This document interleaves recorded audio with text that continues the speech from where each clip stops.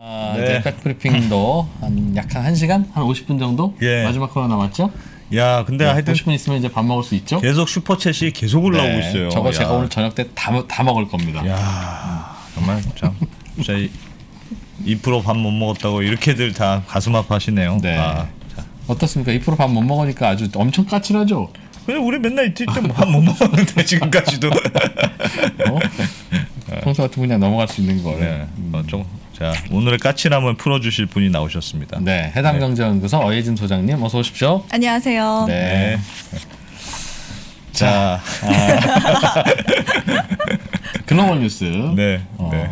우리나라 뉴스는 오늘 좀 이상해요. 제가 얘기했는데 글로벌 뉴스는 좀 제정신 있는 분들의 뉴스인지 한번 들어보겠습니다. 네.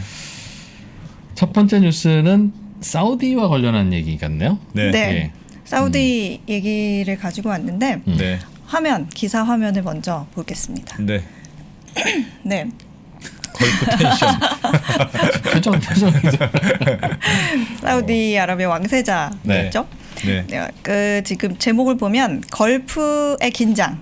걸프 텐션스. 네. 사우디아라비아가 경제 부분에서 몸을 풀고 있다. 그러니까 등판 준비하고 있다. 네. 뭐 플렉스가 그런 뜻입니까? 네, 뭔가 이렇게 좀 이렇게 이런 거 하고 있다. 아, 보이시죠? 보이시죠? 그런 거? 네. 네. 이런 거 하고 있다. 아하. 네, 근데 이제 사우디아라비아가 네. 중동의 경제 허브가 되려는 움직임에 대한 기사거든요. 예. 근데 뭐 대단히 뭐 새로운 내용은 아니고 여태까지의 누적을 다 정리해서 이 기사가 해석을 하고 있는 건데 종합적인 설명 이런 내용들이 담겼습니다. 첫 번째로 네. 이 지금 사진에 보이는 모하메드 빈 살만 왕세자의 야심찬 계획이 있다. 네. 그런 계획인데 이 사람이 야망남이에요. 네. 야망이 굉장히 큰 사람인데 예, 30대입니다. 36 정도 됐는데 네. 얼마 나이다. 전 예? 이상해. 오늘도 지금 긴장해야 되나요? 네, 저번 네. 주에 웃음 지뢰를 선사해 주셔가지고 네. 제가 굉장히 힘들었는데 네. 네. 좋은 차 입고 왔잖아요. 그래서. 네, 오늘 저도 입으면 웃음 지뢰가 터질까봐 시청자 여러분 저번 주에 정말 힘들었습니다. 예. 36살. 네, 36살에 얼마 모하메드 전 빈 살만 왕세자. 네, 얼마 예. 전에는 그 뉴캐슬 유나이티드 구단주도 됐어요. 네. 굉장히 야망이 있는 사람인데 어떤 식으로 야망을 풀고 있냐면 이 사우디아라비아의 현대화를 추진을 하고 있는데 이게 한 몇 년 전, 한 5년 전쯤에 2030 메가 프로젝트라고 해서 네. 그 사우디 뭐 국부 펀드도 한 뭐 2030년까지 매년 최소 400억 달러, 그러니까 우리 돈으로 47조 이거를 경제에 투자하겠다 이렇게 네. 선언을 했습니다. 근데 일부 분석가들은 어떤 식으로 뭐 어떻게 자금을 조달할 것인지 뭐 이런 재정적인 힘만으로서는 좀 새로운 사업을 유치하기 힘들지 않을까 이런 얘기도 있고 그 다음에 뭐 이렇게 생각만큼 잘 되고 있지 않다는 그런 반응도 있어요. 지금 오히려 UAE라고 아랍에미리트의 외국인들이 투자를 받고 있는 금액이 있는데 그거에 지금 한 4분의 1 수준으로 들어오고 있대요. 그래서 생각만큼 그렇게 투자를 잘 받고 있지는 않아요. 근데 이제 사우디아라비아 수도가 리야드라고 하거든요. 네. 근데 리야드가 이 10월 기준으로 봤을 때 2030년 그 목표 금액에도 굉장히 못 미치는 상황이고요. 그런데 지금 지인 중에 이제 현지에 살다 온 분 예. 얘기를 또 들어보면 그 현대화를 하려는 부분에서 대표적인 게 이제 나라를 좀 개방하는 부분이 있어요. 그러니까 사우디아라비아 하면 굉장히 어떤 이슬람 율법에 엄격한 네, 예. 그런 보수적인 예. 나라잖아요. 그런데 이제 여기가 원래는 관광 비자를 굉장히 없다시피 할 정도로 받기가 힘들었어요. 대부분 네. 여기에 가려면 비즈니스 비자로 가야 되는데 네. 한 2019년에 이제 사우디아라비아가 우리도 관광 도시를 짓겠다 이렇게 하면서 그 받기 어려웠던 비자를 이제 온라인으로도 쉽게 신청을 해서 받을 수 있도록 사우디 관광 가려면 이제는 비자는 준다 이거죠. 네. 그런 식으로 이렇게 가능하게 나라를 여는 네. 그런 모습들을 보이고 있어요. 또 이어지는 얘기는 산업 개발, 새로운 산업 개발인데 네.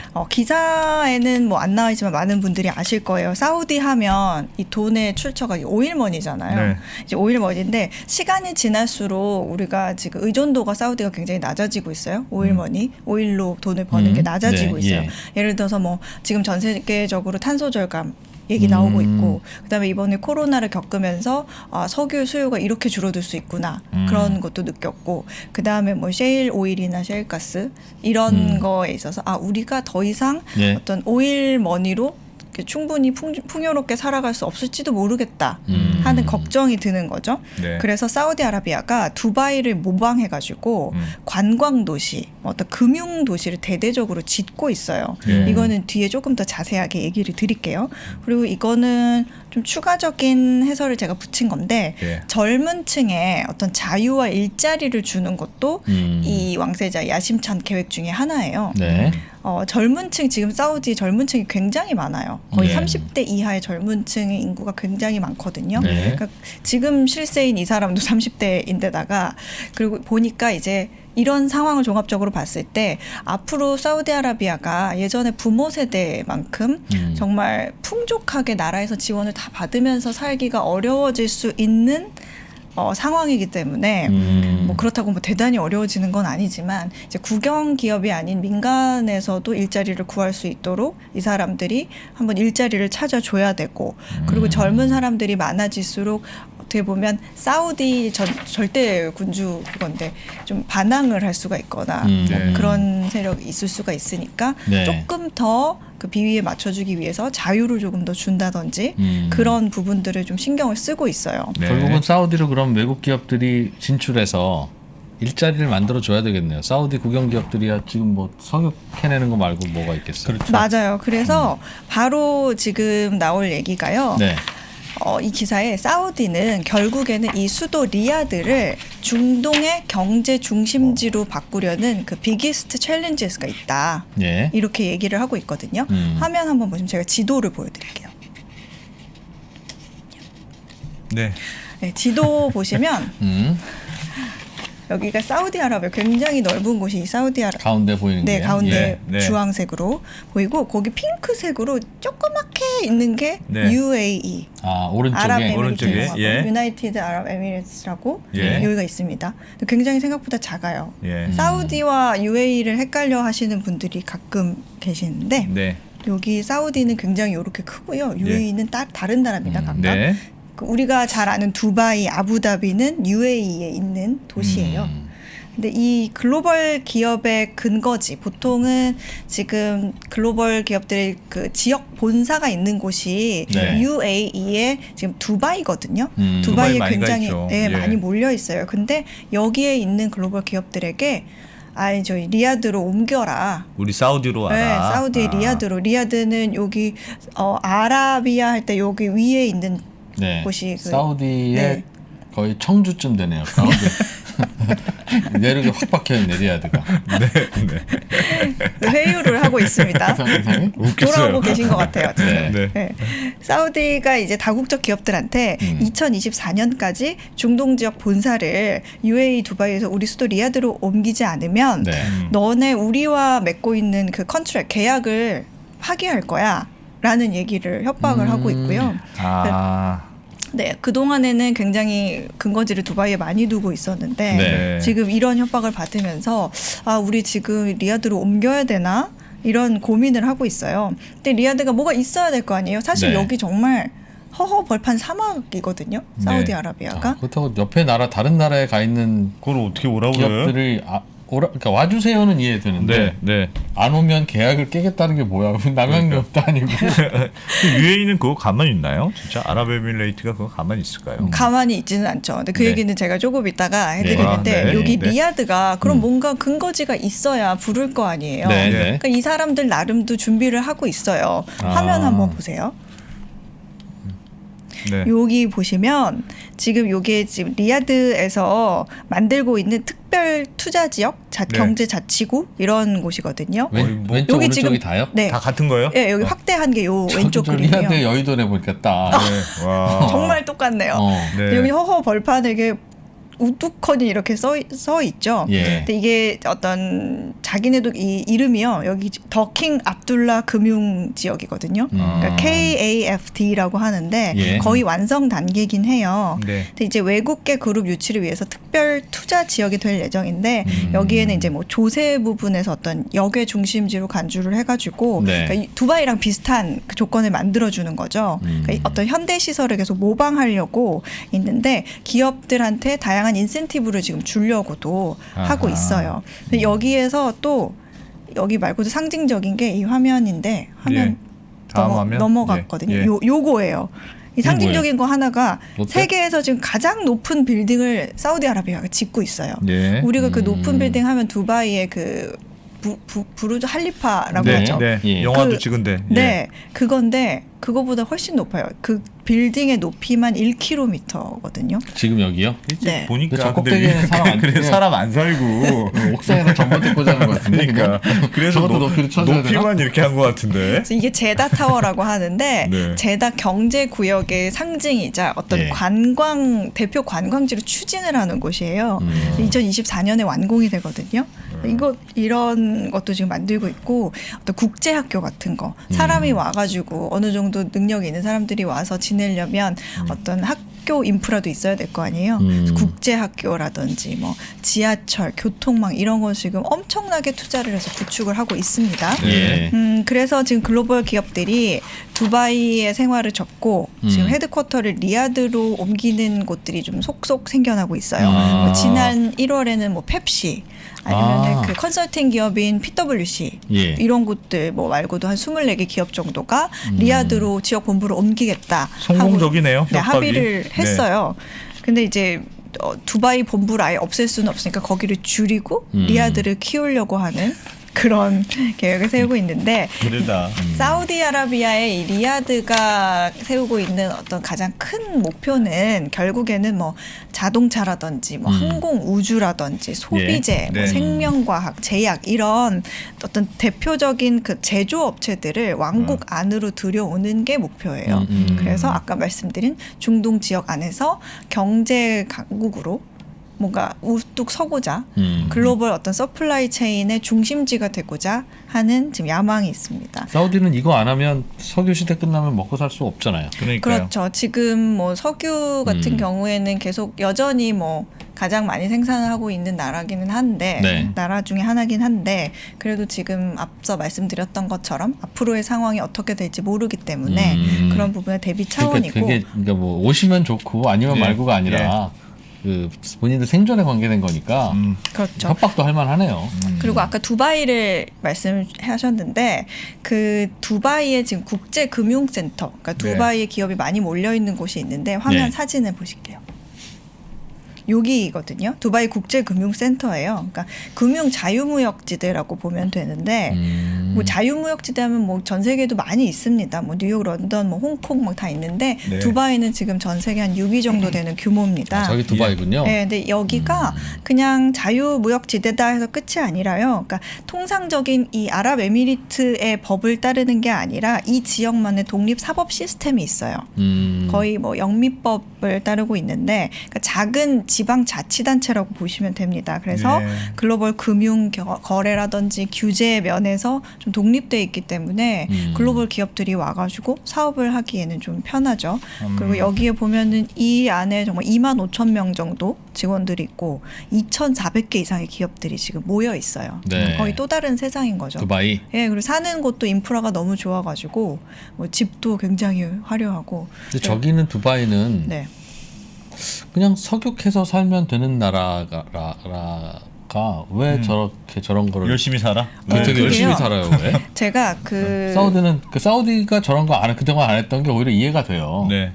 너무 뭐 살고 이번- 좋으니까. 큰 석유 나오니까. 네, 오늘 아이템에는 또 네트워크를 동원을 했는데 네. 네. 국내 그 대기업에서 그 사우디와 두바이의 그 지사로 나갔다 온 네, 지인한테 네, 또 네. 물어봤어요. 네. 그랬더니 두바이 같은 우리가 그 중동 하면 석유, 오일머니 이렇게 생각하는데 두바이는 의외로 석유를 지금 다 썼다고 합니다. 자기가 가지고 있는 거에 석유를 대부분 거의 100을 있으면 99를 거의 다 썼대요.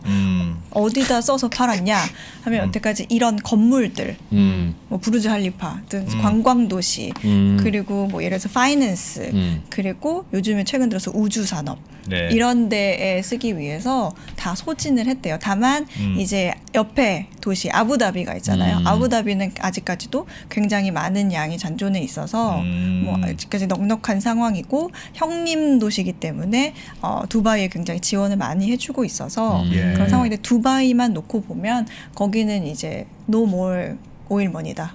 아, 우린 네. 이게 기업들 유치하고 네. 이렇게 해서 먹고 사는 게 이미 완성됐다. 네. 완성됐다고 본 거네. 오일머니 계속해서 그동안 있던 거 다 노력은 쓰고 하고 있고 네. 그 우주 산업 같은 거에도 지금 굉장히 공을 많이 들이고 있는 게 네. 그 어떤 국영 기업이나 이런 데에는 왕족들이 많이 참여를 하고 있잖아요. 네. 그런데 그 뭐 인스타그램 같은 데 보시면은 네. 그 왕자들 그 인스타그램 많거든요. 네. 예전에는 네. 그 뭐 석유 뭐 이런 거 아니면은 어. 고급 외제차 뭐 이런 거를 많이 어. 올렸는데 예. 요즘에 그런 뭐 친구들 이렇게 보면 네. 다 우주 사진 올리고 있습니다. 우리는 우주로 간다 이제. 네, 우주에 아. 그만큼 굉장히 많이 투자를 하고 있고 아하. 관심도 많고 거의 그 사이에서 화두로 하고 있을 만큼 석유가 다 떨어지니까 네, 이제 그래서 사실은 사우디가 두바이 이런 쪽 모델을- UAE에 비해서 굉장히 한 몇 년 정도 뒤처져 있어요. 그래서 계속 이거를 두바이를 모델로 삼고 따라가려고 모방을 하려고는 하고 있죠. 근데 이렇게 얘기를 모방을 하고 패스트 팔로네. 모방을 하고 있다 이렇게 네. 얘기를 하니까 사우디가 뭐라 그랬냐면 예. 너네 두바이 따라하냐 이렇게 어. 얘기하니까 어. 아니거든. 어. 우리는 어. 그저 자고 있다 일어난 것뿐이야. 잠자고 있다가 일어나서 먼지 좀 털었을 뿐이야. 아, 우린 사자다. 아, 이렇게 얘기를 하더라고요. 그 UAE가 속으로 부글부글 하고 있죠.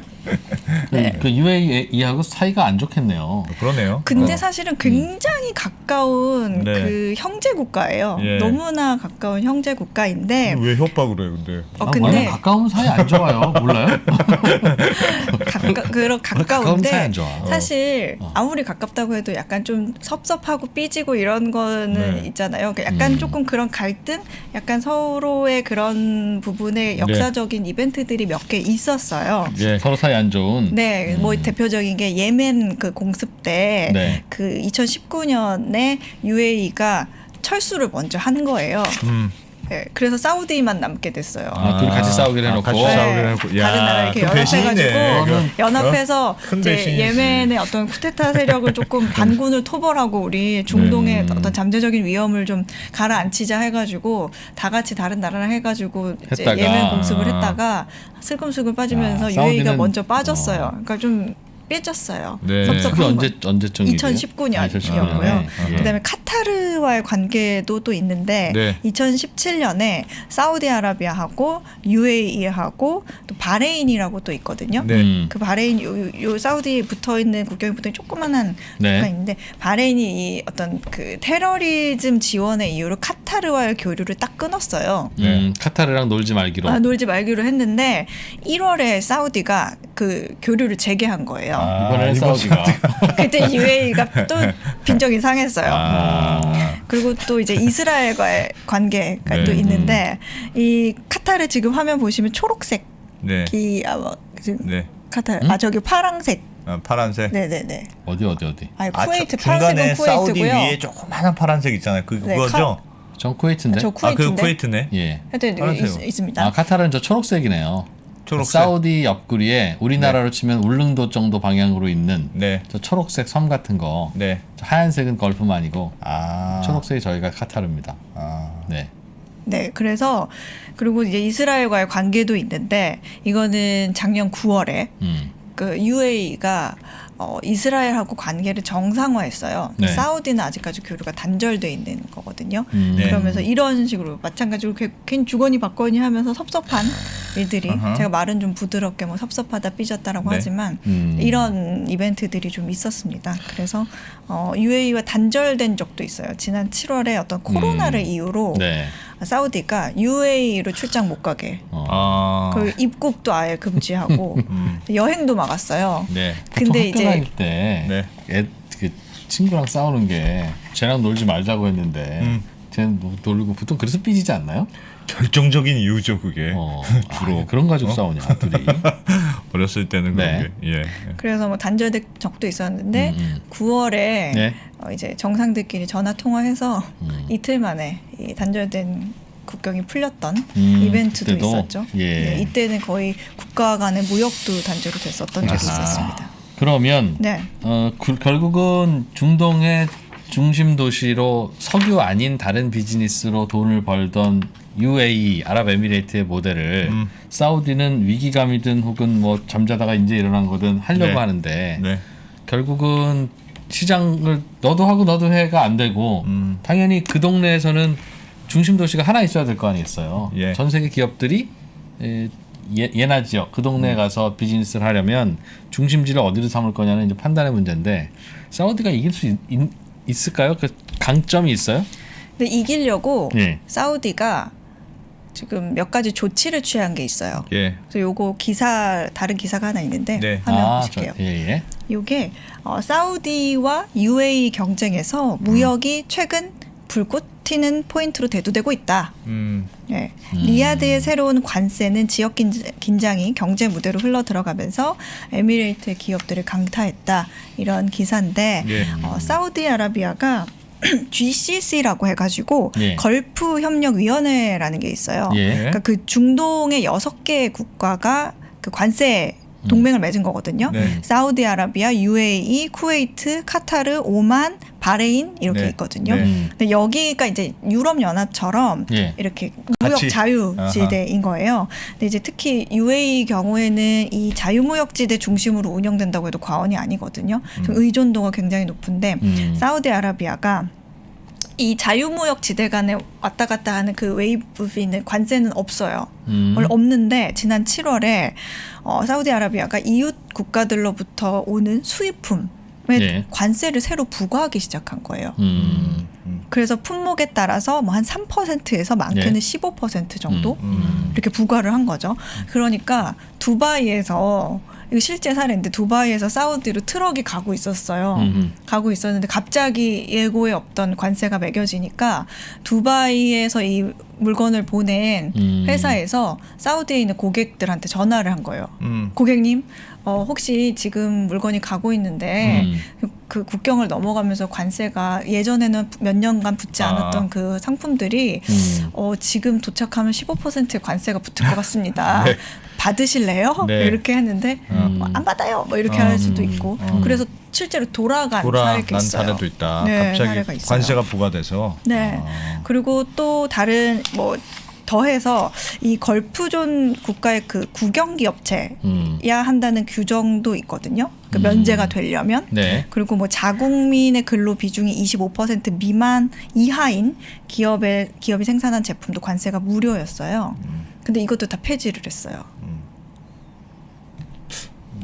예. 그러니까 네. 다시 얘기하면 네. 걸프존 국가의 국영기업체나 네. 이거나 아니면 자국민 근로자 비율중이 25%를 넘는 기업에서 만들어야 관세를 면제해준다는 얘기가 되거든요. 그러니까 여태까지 무료였던 관세를 다 곳곳에 부과하기 시작하면서 사우디가 네, UAE가 굉장히 지금 난처해졌고 어려워졌고 사우디 경제가 좀 크니까 사우디랑 거래하려면 뭐 이쪽으로 오든가 사우디로 네. 오든가. UAE에서 오는 게 많았던 모양이네요. 사우디가 그렇죠. UAE에서 수입하는 물량이 많았던 모양이네요. 그렇죠. 아무래도 이 6개 국가들 안에서는 굉장히 무역이 활발하기 때문에 네. 제가 뭐 UAE를 대표적으로 얘기를 듣고 있지만 네.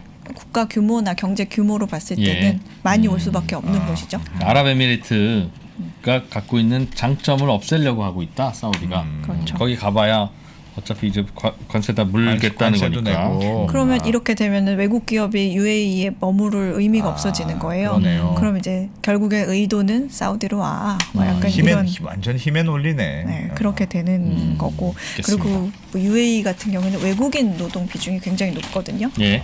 근데 아까 말씀드린 기준대로라면 또 의미가 없어지니까 네. 또 사우디로 왜 와. 의미가 없어져 그게? 자국민 비중이 그 얘기를 하면 자국민 근로자 비중이 25% 이하인 기업들이 면제가 됐었는데 예. 이게 노동자들이 이렇게 많으면 뭐, 맞추기 어렵잖아요. 그 기준은. 아 외국인 노동자들만 잔뜩 득식을 하는데 UAE는 네.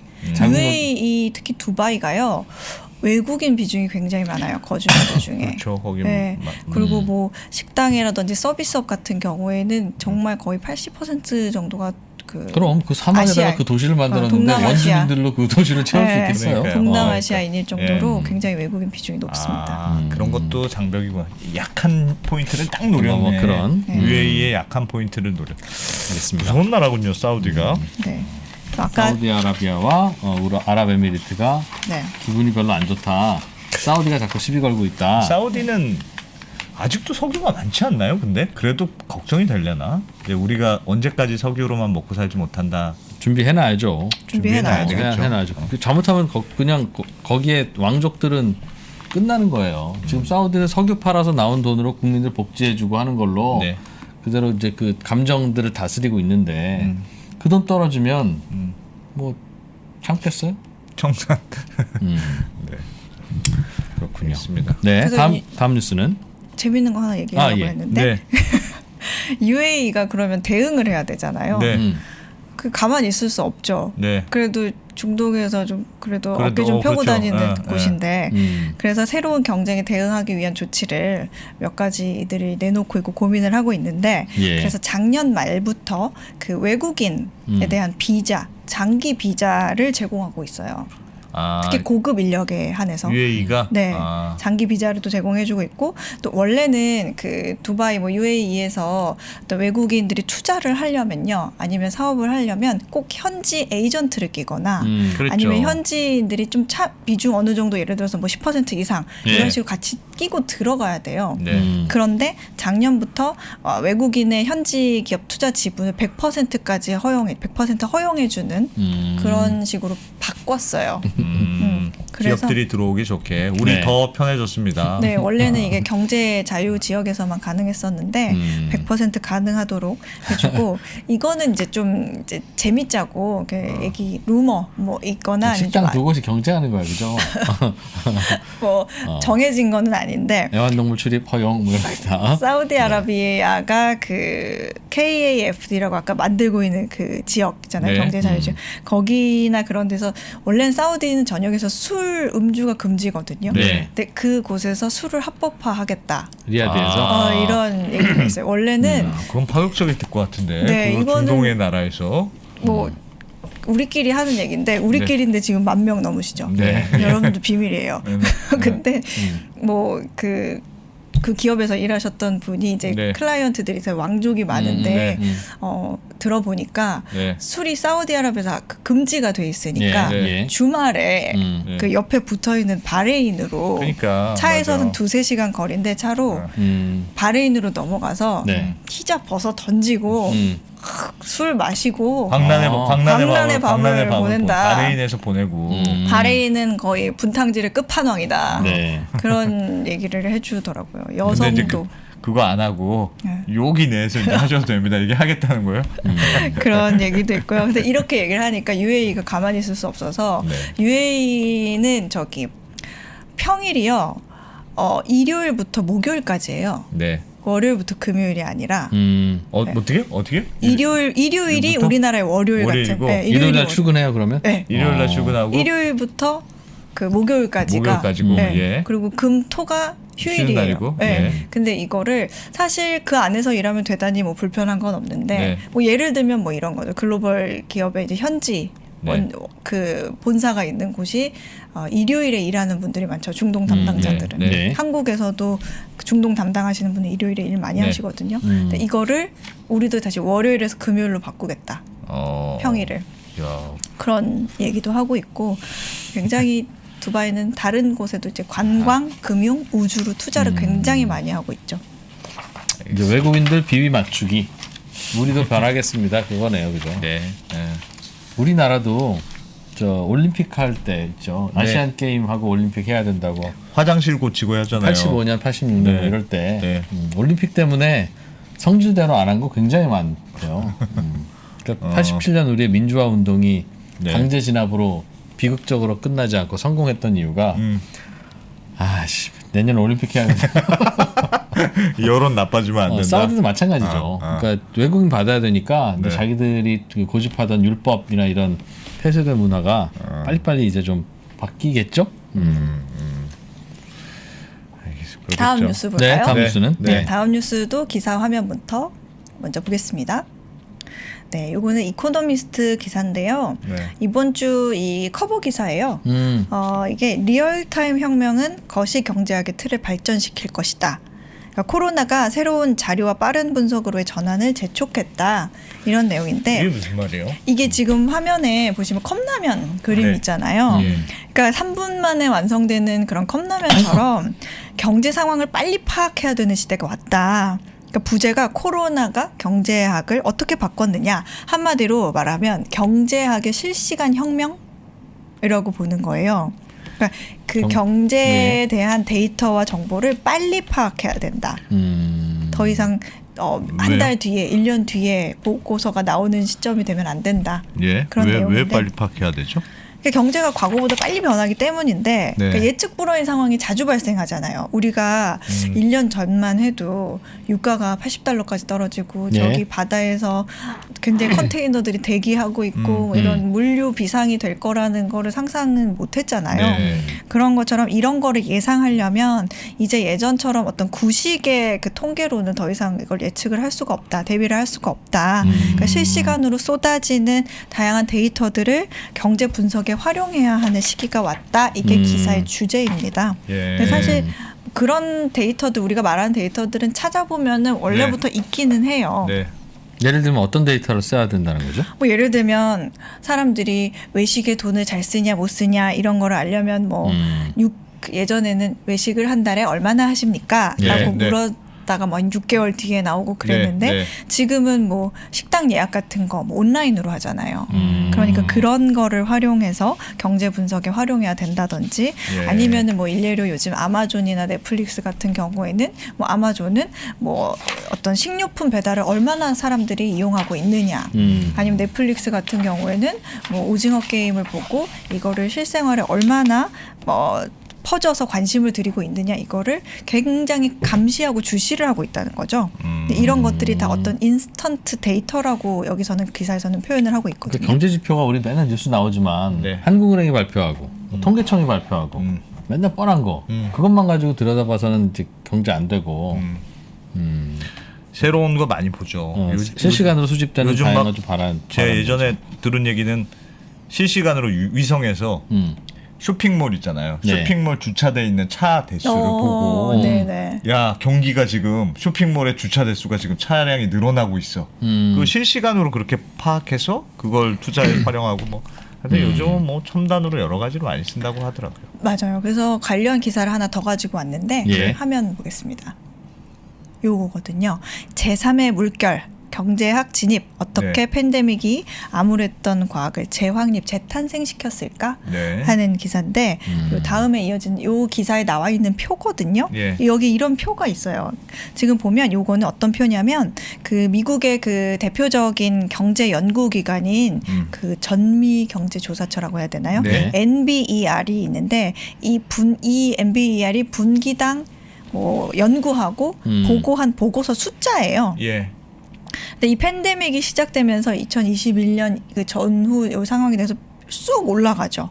네. 그러니까 이 보고한 보고서 숫자가 굉장히 급격하게 증가한 걸 볼 수가 있습니다. 네. 기사에서는 그 하이 프리퀀시라고 하는데 이런 표현을 쓰는데 상당히 잦은 빈도로 데이터를 연구한 덕분에 뭐 예를 들어서 노동력이 부족한 곳에 가장 심각한 곳에 딱 적재적소에 나은 대안을 적용한다던가 아니면은 다음에 물가가 치솟을 상품을 추정할 수 있는 근거로 활용을 한다던가 이런 거에 활용을 할 수 있었고 경제학자들이 그 리얼타임 데이터에 연구하는 그 붐이 일어나면서 이전과는 달리 정책에 영향을 주고 있다.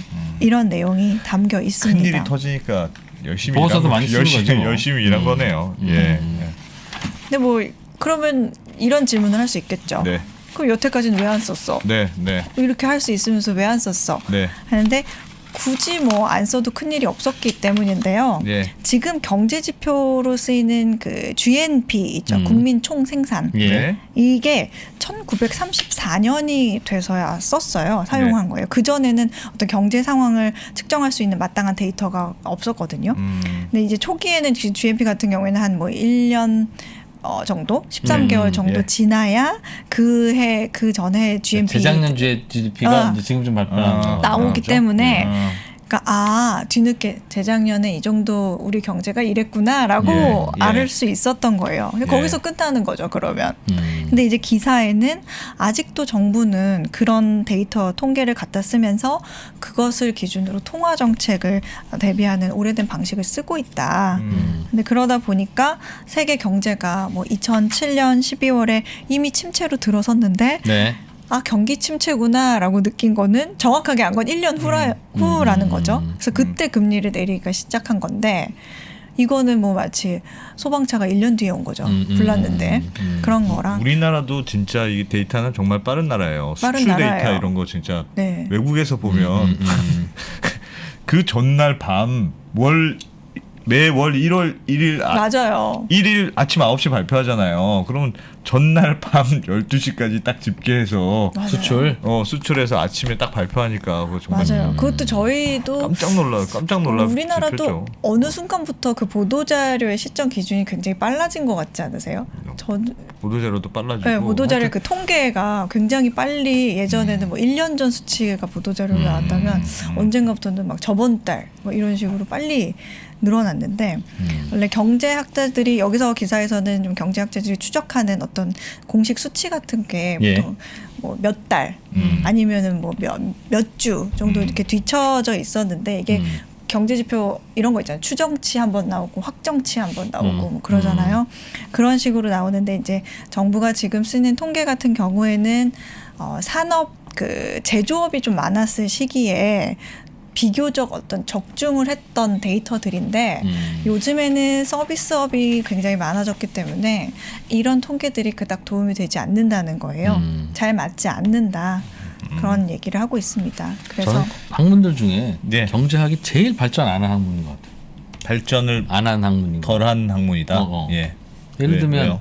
의학은 네. 안승찬 기자 딱 눕혀놓고 사진 찍어놓으면 의사들 딱 달라붙으면 그렇지. 이거네 이거 째야 되네 좀 아프겠다 어. 뭐 딱 나오잖아요. 네, 네. 뭐 별로 토론할 게 없고 네. 결론이 마찬가지인데 경제는 지표들 보는 사람마다 다르고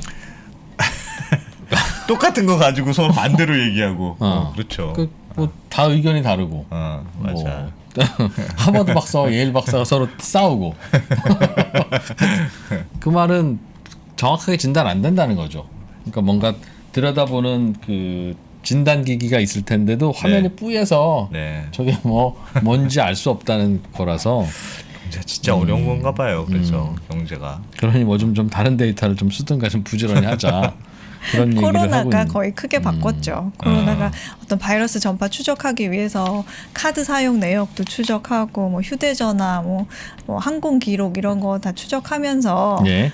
그런 어떻게 보면 실험 같은 거를 했는데 결과적으로는 어떤 뭐 JP모건 같은 그런 글로벌 은행들이 이거를 데이터를 이용해 가지고 뭐 사람들이 뭐 현금을 많이 쓰는지 아니면 사재기를 하는지 이런 자료를 얻는 계기가 된 거죠. 그러니까 이런 게 대부분 어떤 우리의 씀씀이가 온라인으로 많이 전환이 되면서 이런 부분들이 더 빨리 경제에 스며드는 거예요.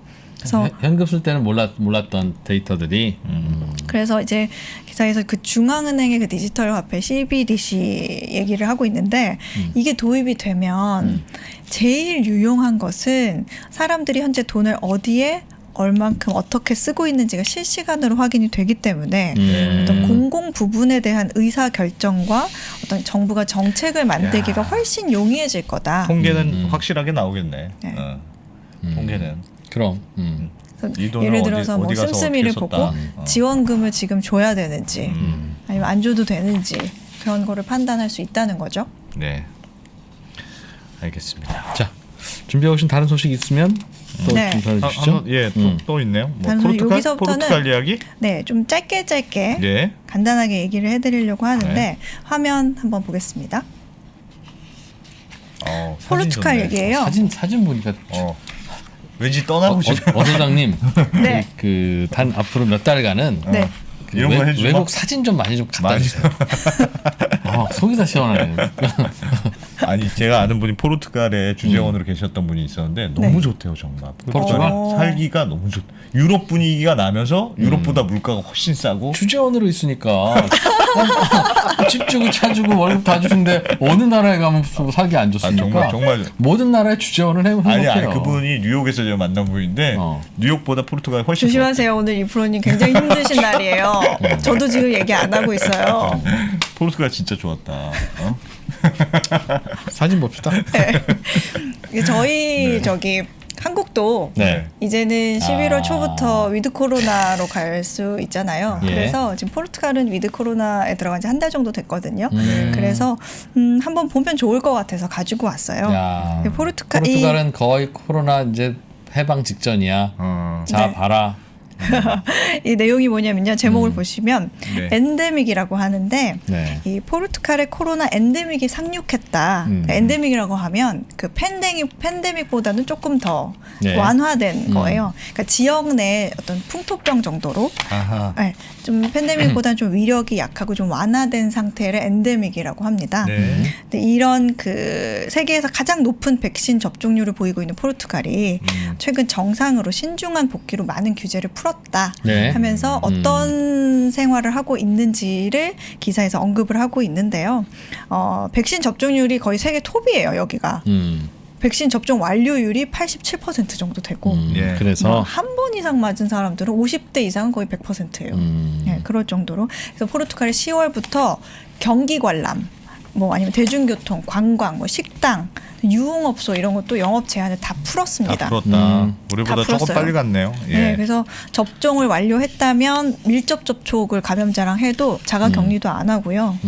예, 그래서 그런데 이렇게 다 풀었는데 아직도 여전히 그 소독 제일 그 펌프가 곳곳에 비치가 돼 있고 그리고 일부 뭐 교회 같은 종교 시설도 거리 두기를 여전히 유지하기 위해서 인원을 축소 제한을 하고 있고 그건 당연한 것 네, 같은데. 그리고 가장 큰 점은 마스크 필수. 마스크 그것도 당연한 것 필수다. 같은데? 근데 이런 부분들이 영국 이런 곳과 비교된다는 거죠. 그냥 던져버리는 영국과 영국은 마스크도 없고 우리는 이제 완전 자유롭게 살 거야 네. 하는 것과 왜냐하면 이게 내용이 실제 다르다. 결과로 나온 게 한 달이 됐잖아요. 네. 근데 지금 하루 평균 약 750명의 신규 감염자가 발생하고 있는데 네. 1월에 제일 많았을 때가 1일 평균이 13,000명이었어요. 근데 지금 굉장히 감소 추세고 그 어떤 위드 코로나의 그 기준이 된 사망자 수가 지난 한 달간 하루 평균 6명이었거든요. 네. 근데 이것도 1월에 300명이 하루 평균 300명이 1월 전체로 300명이 사망을 했어요. 근데 이게 얼마나 많은 거였냐면 이게 네. 인구 대비 비율로 좀 조정을 하잖아요. 네. 그럼 이게 미국에서 하루 평균 9,500명 이상이 해당되는 거거든요. 그러니까 미국에서 최악이었을 때 실제로 일주일 동안 사망자가 3,500명을 넘지 않았는데 거의 이거를 인구 비율로 해서 도입하면 미국에서 9,500명 이상이 죽은 거랑 마찬가지다. 그럴 정도로 굉장히 심각했었는데 네. 지금 이 사람들이 위드 코로나를 하면서 이런 수치를 유지할 수 있었던 거는 다 풀면서도 마스크를 유지하고 여전히 거리 두기를 유지하고 뭐 상점, 식당, 술집, 종업원들은 다 마스크 필수거든요. 이런 거를 하고 있다. 그래서 포르투갈이 축구 굉장히 좋아하는 나라잖아요. 네. 지금 화면 잠깐 보시면 축구 보고 있는 사진. 네, 여기 지금 축구장 들어가는 건데 경기 관람 제한 없이 다 오픈을 했거든요. 그러니까 이 기사 표현 그대로 하면은 이 축구에 미친 대륙인 포르투갈에서 이렇게 많은 사람들이 경기장에 모인다는 게 굉장히 상징적인 일이다. 경기장 들어갈 때 백신 맞았다는 입증서 지금 네. 삐삐삐 하고 지금 다 들어간다 확인을 이거죠. 해야 됩니다. 네. 우리도 곧 우리는 당연히 저렇게 할 것 같은데. 우리도 곧 저렇게 되겠죠. 포르투갈 잘하고 있다. 우리도 지금 얼마 안 남았습니다. 네, 이제, 얼마 안 진짜. 남았습니다. 예. 그래서 이런 거 참고해 보면 좋고요.